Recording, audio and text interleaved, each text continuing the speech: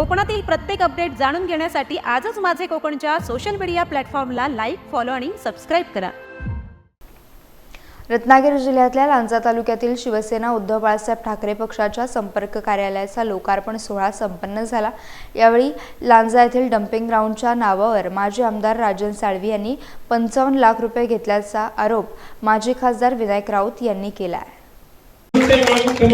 त्यामुळे इथला भ्रष्टाचार आम्ही फसू देणार नाही। कोत्रेवाडीमध्ये तुम्ही डम्पिंग ग्राउंड करता का?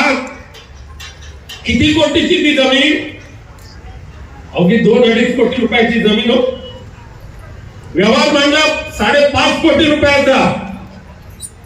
50% मालकाने 50%, आम्हाला 50%। आणि माझं चॅलेंज आहे इथल्या या माजी आमदाराला, खद्दार आमदाराला, तुम्ही कोत्रेवाडीच्या त्या डम्पिंग ग्राउंडच्या नावावर, माझे आमदार समजलं ना नाव, पूर्ण नाव सांगायची गरज आहे का? अरे भर लोकसभेच्या निवडणुकीच्या वेळेला त्या कोत्रेवाडीच्या डम्पिंग ग्राउंडच्या नावावर 50 लाख रुपये लाच तुम्ही घेतली की नाही ती कबूल करा। आणि पीएने जास्त आग्रह धरला, पण त्याच्यासाठी अजून 5 लाख रुपये, 55 लाखाचे तुकडे काटणारा हा माजी आमदार विनायक राऊतांच्या नावाने दगड फोडतोय, विलास साळकेंच्या नावाने दगड फोडतोय। आता विलास साळकेंनी माझे आमदार झाले एकत्र, मांडी लावून बसतात। आता कुठे गेला?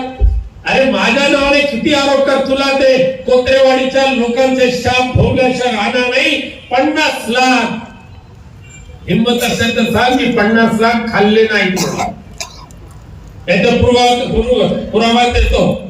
नाही कबूल करणार, नाही बोलणार। कारण राजापूरच्या याच्यामध्ये मी बोललो होतो 2.5 कोटी रुपये त्या रिफायनरीच्या माध्यमातून घेतले होते, खुलासा नाही आला।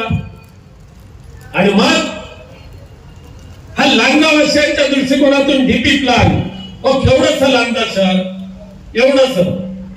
आता हायवेचा ब्रिज झाल्यानंतर त्या कोत्रेच्या हॉटेलमध्ये जेवायला येणारे पण येतील की नाही